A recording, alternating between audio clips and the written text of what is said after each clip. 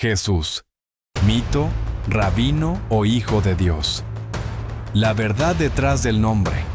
¿Fue Jesús un judío, un rabino que no buscaba fundar una nueva religión, sino simplemente proclamar el reino de Dios a su propio pueblo? Esa es la visión que proponen muchos estudiosos modernos, que analizan su figura desde la historia. Pero, ¿y los cristianos? ¿Qué dicen quienes lo siguen hasta hoy? Quédate hasta el final y descubrílo por vos mismo. Dicen que existió hace más de 2000 años, en una región marginal del Imperio Romano, que no dejó ningún escrito propio, ni fundó un sistema político, que fue ejecutado como un criminal, y sin embargo, su nombre transformó el mundo. Jesús de Nazaret. ¿Quién fue en realidad? ¿Un revolucionario? ¿Un profeta incomprendido? ¿Un mito que se salió de control? ¿O el Hijo del Dios viviente? Para los historiadores, el consenso es claro. Jesús existió. Es uno de los personajes mejor documentados del mundo antiguo. Fuentes no cristianas como Tácito, Plinio el Joven, Suetonio y especialmente Flavio Josefo lo mencionan directa o indirectamente.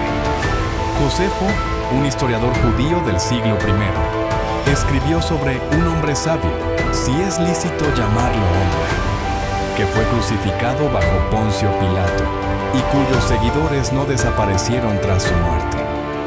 Tácito, por su parte, alude a Cristo como el fundador de la superstición perniciosa que Roma perseguía en tiempos de Nerón. Es decir, no estamos ante un personaje mitológico como Hércules o Krishna.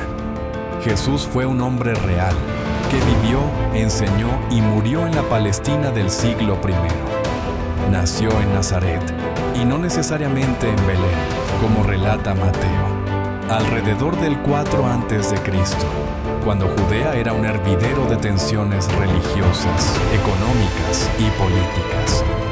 Su madre fue María, una joven galilea.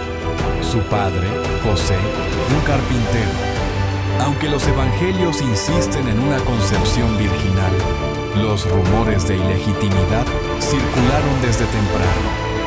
En Marcos 6:3 se refieren a él como el Hijo de María, una fórmula inusual en un mundo donde la paternidad definía la identidad.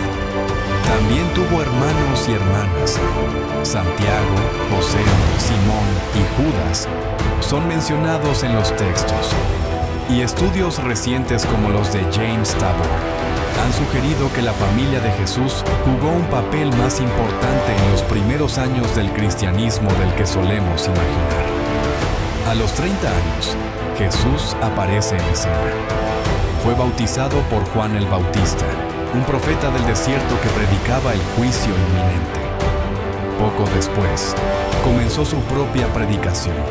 Habló del reino de Dios, sanó enfermos, comió con marginados y desafió las estructuras religiosas de su tiempo. Pero no tenía un ejército. No llamó a la rebelión armada. Lo que ofrecía era más radical, un cambio interior, un reino que comienza en el corazón. Su método fue desconcertante. No escribió tratados, sino que hablaba en parábolas. No buscaba popularidad, sino transformación. Sin embargo, no todos lo vieron con buenos ojos.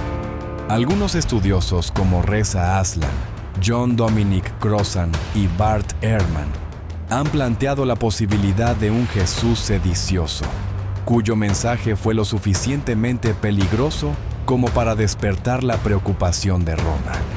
Su entrada en Jerusalén durante la Pascua, montado en un burro y aclamado como Hijo de David, era un gesto político, subversivo, y su acto final, volcar las mesas del templo, fue la chispa que encendió la mecha. Lo arrestaron, lo interrogaron, lo condenaron por blasfemia y lo entregaron a Roma por sedición. La crucifixión era el castigo reservado para los enemigos del Estado, humillante, doloroso, definitivo. Y sin embargo, en lugar de acabar con su movimiento, lo catapultó.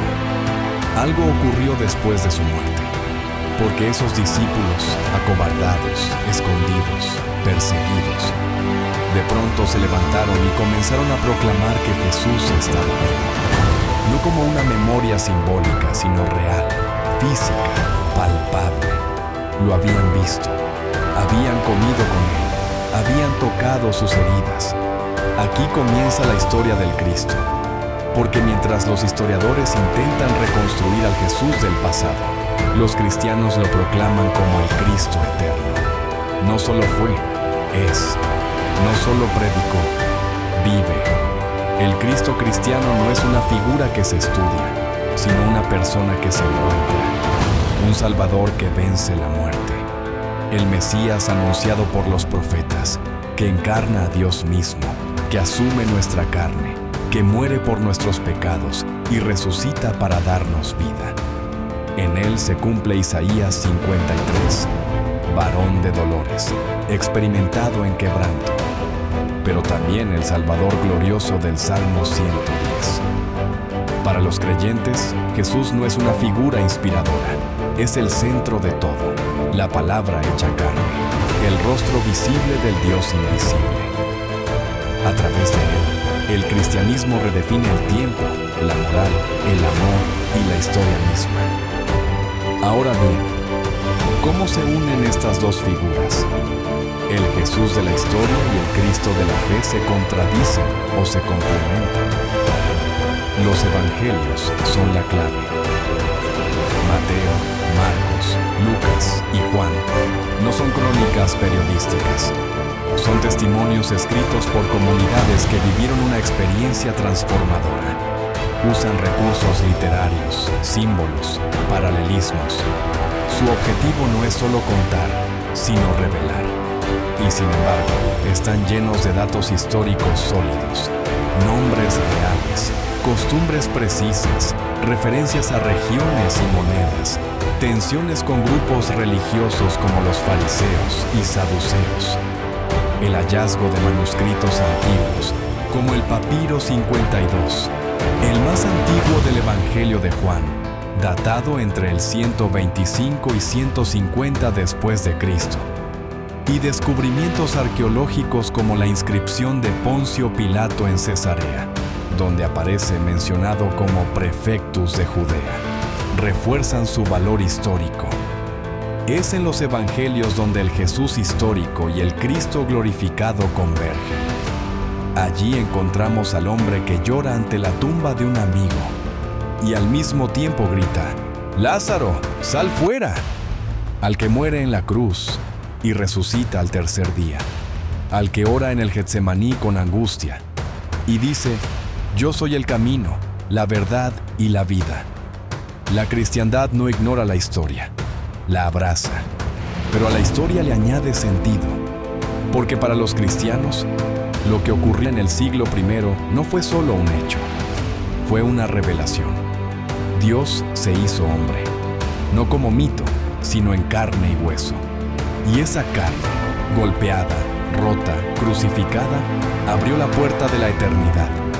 Hoy, 2000 años después, su nombre aún divide y transforma. Algunos lo niegan, otros lo ignoran, pero millones lo aman, no como recuerdo, sino como presencia viva. En las catacumbas y en las catedrales, en la cárcel y en el púlpito, en la oración de un niño y en el suspiro de un moribundo. ¿Quién fue Jesús? La historia responde: ¿quién es Jesús? Solo vos podés decidirlo. Tal vez ha llegado el momento de no solo estudiarlo, sino de escucharlo.